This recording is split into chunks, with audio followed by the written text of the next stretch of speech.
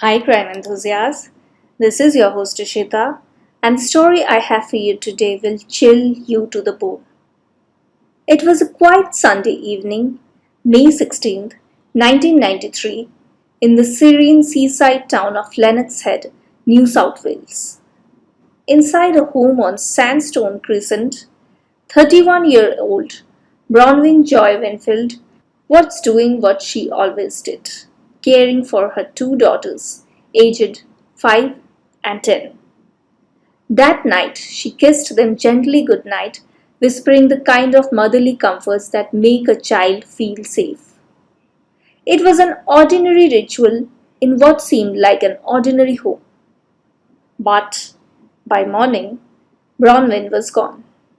No signs of struggle, no backpacks, no message left behind. Just silence. And in a twist that would raise countless eyebrows and questions, it would be 11 days before her estranged husband reported her missing. Since then, more than 3 decades have passed and still Bronwyn has never been found. This is the story of a devoted mother, a sudden disappearance, and a mystery that refuses to fade. What really happened to Bronwyn Winfield?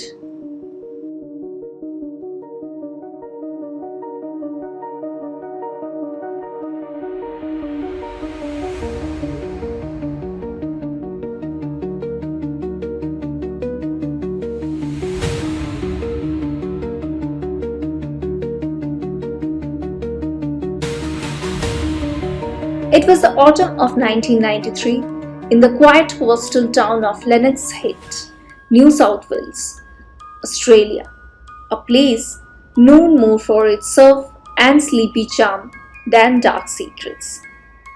But behind the front door of a modest brick home on Sandstone Crescent, a storm had been brewing. Bronwyn Winfield was 31 years old, a mother, a daughter, a woman trying to reclaim her life. After separating from her husband, John Winfield, a bricklayer, often working away in Sydney, she had taken their two daughters, 10-year-old Crystal and 5-year-old Lauren, and moved into a small flat on the outskirts of town. It was a difficult but necessary step towards independence. For Bronwyn, the months leading up to her disappearance were filled with turmoil and quiet determination. She was preparing for a legal battle, custody, marital assets, stability for her daughters. She had been consulting with solicitors and was scheduled to see one again in the days following May 16th. Her inner circle knew she was seeking safety, seeking clarity, and seeking a way out of life she no longer felt secure in. But sometimes in mid-May, Bronwyn made a decision that would later raise troubling questions. She returned to the family home on Sandstone Crescent. John, who was working in Sydney at that time, learned she had taken possession of the house. He promptly flew back to Ballina and confronted her. Not long after, she disappeared. Sunday, May 16th, 1993, started like any other night. Bronwyn lovingly tucked Crystal and Lauren into bed, whispering good night like she always did. It would be the last time her daughters ever saw her. That same evening, according to John Winfield, Bronwyn told him she needed a few days away from the children. He claimed she walked out of the house and was picked up by a stranger in a car. Just like that, gone. But Bronwyn's family says that the version of events doesn't add up. In the weeks prior, Bronwyn had been in a regular phone contact with her mother and grandmother in Tasmania. She called her nan, asking for help and for money. The plan was for Bronwyn to travel down to Tasmania with her daughters to take a break and regroup in a safe environment surrounded by people who loved her. "Let's get you down here," her nan reportedly said during one of those late night calls. "We'll work everything out legally." But first, you need to get safe. Flights were discussed, dates considered. Everyone in the family knew she was struggling. But they also knew she was fighting. Fighting for her kids, fighting for her future, and for her sanity. What came next was a silence that has never been broken. 11 days would pass before John Winfield reported his wife missing. During that time, a curious document surfaced. A 9-page, handwritten letter, a kind of manifesto Bronwyn had penned. It was a deeply personal account of her life, her struggles, and her hopes. In it, she spoke candidly about her marital problems, about the pain she had endured, and about wanting to find herself again. Toward the end of the letter, she wrote something that many have since clung to, debated over, analyzed endlessly. I will be fine now. A little break for a few weeks, and everyone will see the old me. Look out. To some, that line sounded like a woman who simply needed space. To others, it was a farewell. But to those who knew Bronwyn best, it was something else entirely. A cry for a moment's peace, not a permanent disappearance. Her family believes that the letter had been weaponized, deliberately misinterpreted to paint Bronwyn as unstable, as a mother on the verge of collapse. It became the foundation for a narrative that she said she had walked away on her own, possibly suffering from a nervous breakdown. But Bronwyn's loved ones aren't buying it. Her cousin, Miss Marshall, remembers the phone calls, the planning, the desperation, and the love. My mom spent years talking and crying and writing letters, she said. Bronwyn never made it to Tasmania. And that's why I'm so emotional about everything, because no one ever listened to me.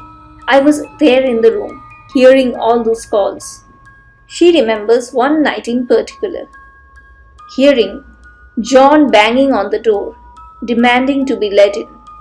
She remembers the tension, the fear, the growing sense that something wasn't right.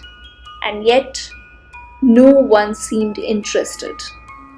No one ever examined the phone records, she says. The ones that showed how often they were speaking to Bronwyn, trying to get her towards safety. John Winfield has always denied any kind of involvement in Bronwyn's disappearance.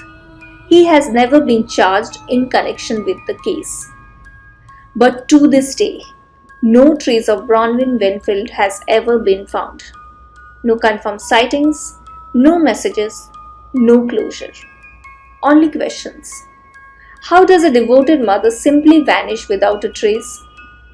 Why was her disappearance not reported for nearly 2 weeks? And what did that final letter really mean? This is the story of a woman who was trying to rebuild her life. A woman whose voice for too long has been silenced. John Winfield was a bricklayer by trade, a man whose hands built homes, walls, boundaries. He was also Bronwyn's husband, though by early 1993 their marriage had fractured. The relationship had reached such a breaking point that the couple had separated. While John was away walking in Sydney, Bronwyn took a bold step. She moved back into their former home on Sandstone Crescent with their 2 daughters. It was a move that symbolized something. Maybe a reclaiming of space. Maybe an act of defiance. Maybe an attempt to rebuild life on her own terms.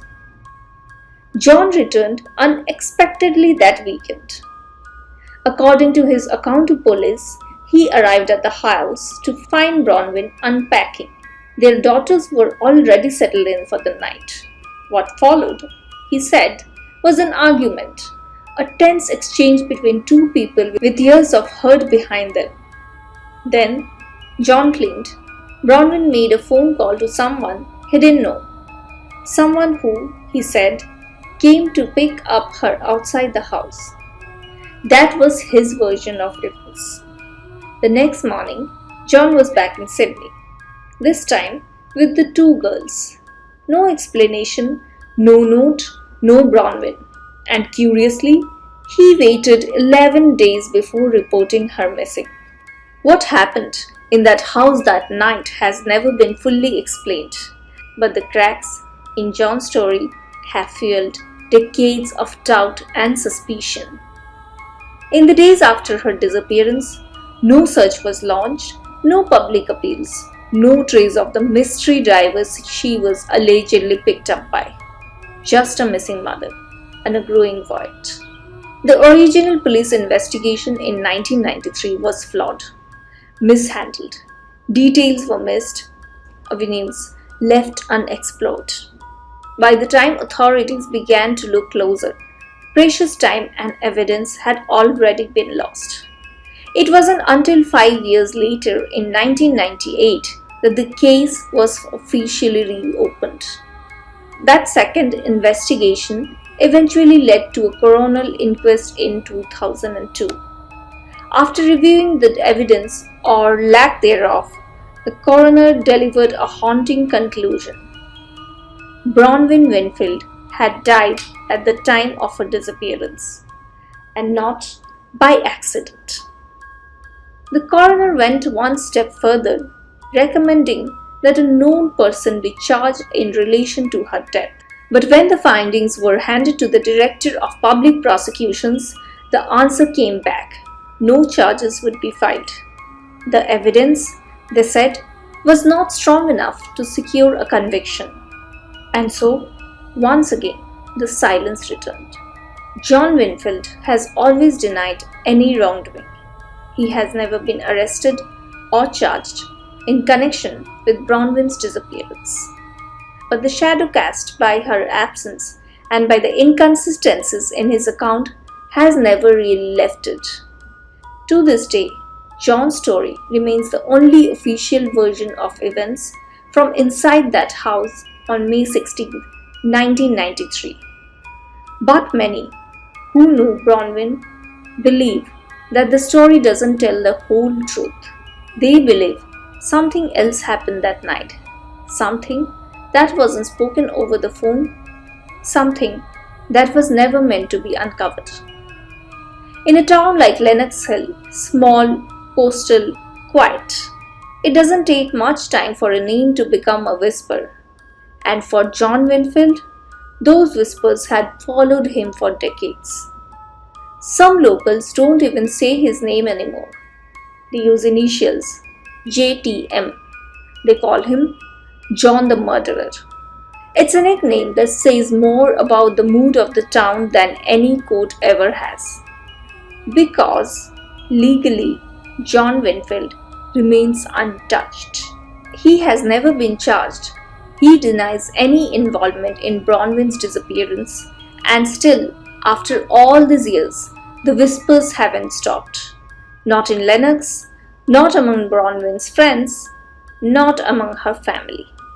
Because to those who knew her best, Bronwyn wasn't a woman unraveling. She wasn't crazy, as John once described her to the authorities. She wasn't erratic or unstable or delusional. She was a mother, a friend, a woman with a plan, mapping out life after a toxic marriage, arranging visits to see her family in Tasmania, even daring to love again, maybe. She was starting over, and she was so close. Bronwyn had reconnected with her sister Kim, who was organizing her custody case and had begun discussions about separating her assets from John. She was taking steps, real steps, toward freedom. And then, May 16, 1993, she was gone.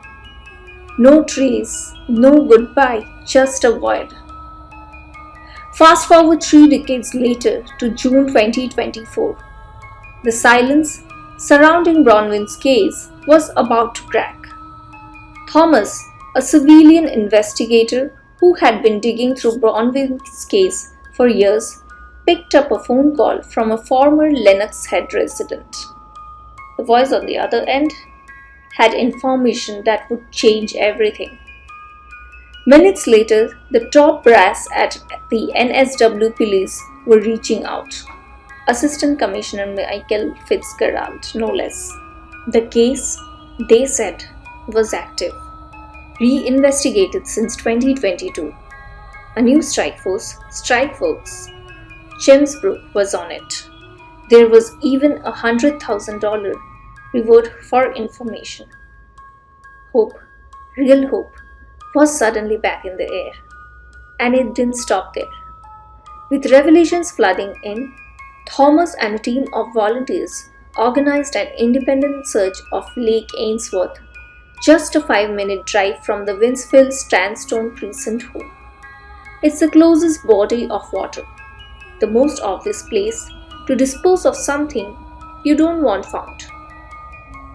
They brought in an Australian Navy diver and search dog Sydney. They found nothing. But that didn't mean Bronwyn wasn't out there. It just meant maybe they were searching the wrong place. Others believe Bronwyn might be buried somewhere else entirely, a suburban construction site in Sydney where John was working at that time. A place easy to access, easy to conceal. Police have reportedly received that theory too. And yet, the most chilling part of this renewed interest in Bronwyn's case doesn't come from a search team or a strike force. It comes from a woman named Judy Singh. Judy lived near Bronwyn in 1993, and one night, shortly after Bronwyn vanished, she sat on her balcony watching the quiet street below. What she saw that night has never left her. A Winfield family sedan rolled slowly down the street. Its interior light was on. John Winfield was behind the wheel. And in the back seat, Judy says, was a body wrapped in a sheet, like a mummy. She says, John looked up at her, met her eyes, kept driving. She told the police. She begged them to listen. They didn't even take a statement. And then there's the check. John Winfield claims Bronwyn, after she had supposedly vanished, returned to the house and left behind a Medicare check. For him, this was a proof of life. He told police he found it in July, over a month after she had disappeared. But there's a problem with that timeline. Bronwyn's sister Kim Marshall says that she saw that check in June while staying at the Lennox Head home, before John ever claimed it was discovered. She remembers it vividly because of the handwriting, Bronwyn's handwriting, elegant, specific, and memorable. Kim said to John at that time, "All of us ladies in the family have the most beautiful writing." It stuck with her. That memory cast serious doubt on John's story, because if the check was there in June, it couldn't have appeared again in July. It couldn't be a sign that Bronwyn came back. And there's more. Kim and her brother Andy both believe that the check signature was forged. It was sent to Scotland Yard for verification. But to this day, the police have never taken a statement from Kim about that check. Not once. So here we are. A nickname that carries an accusation, a town that never forgot, a family that never gave up, a mother missing without a trace, and a story that finally is being heard again. What really happened to Bronwyn Winfield that night in May 1993? And why, after all these years, does it still feel like that the truth is buried just beneath the surface? To me, there are always these moments in a case like this, small, almost throwaway details that stick with you longer than the hard facts. And one of those moments, maybe the saddest so far, was from a woman who gave a witness statement. She said that the last time she saw Bronwyn at some kind of barbecue or gathering, nobody wanted to talk to her. They were sick of hearing about her marital problems. That line hit me like a punch to the chest. This was a woman in pain, reaching out, trying to be heard, and people around her, even her own community, had tuned out. It was inconvenient, it was repetitive, it was too much. And years later, the same witness acknowledged that they had been a good support system for Bronwyn. That moment stuck with me, not just for what it says about Bronwyn's final days, but what it reveals about women in abusive or controlling relationships are so often dismissed. Their pain becomes background noise. Their warnings are downplayed until it's too late. I think about that a lot when I look at the arc of this case. Because the truth is, there is rarely justice in stories like Bronwyn's. Not real justice. Not the kind that brings closure or peace. And if something does go to the court, if by miracle someone is charged, it's so often become less about truth and more about strategy. It's about whose lawyer is sharper, who can twist a narrative better, who has the resources, the patience, the connections. And then there's the other layer, the system itself, the police, the DPP. The institutions that are supposed to protect us, listen to us, and to care about us. Where are the consequences for the officers who bungled up the original investigation, who ignored signs that something terrible had happened to Bronwyn, who failed to take key witness statements, who told people like Judy Singh that their concerns didn't matter? And what about the DPP who refused to prosecute, despite a coroner recommending that a known person should be charged? Where are they now? Has anyone ever asked them to explain those choices? Have they ever had to sit down, look someone in the eye, and answer why they turned their back on Bronwyn? Because we say we have a justice system, but it's not really a system of justice, is it? It's a system of power. It's a system of volume.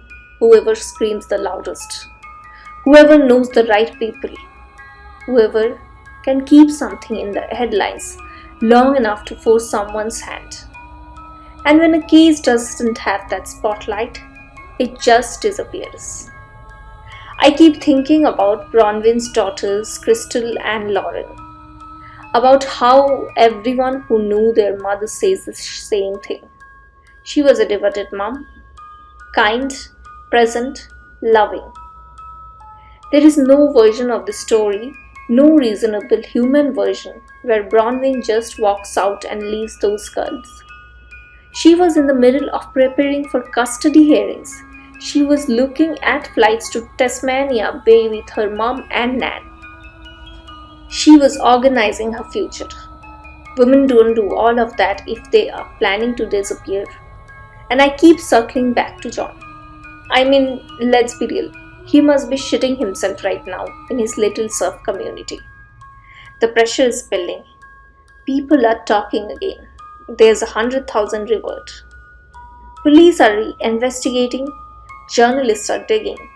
And I honestly have no doubt that he killed Bronwyn that night.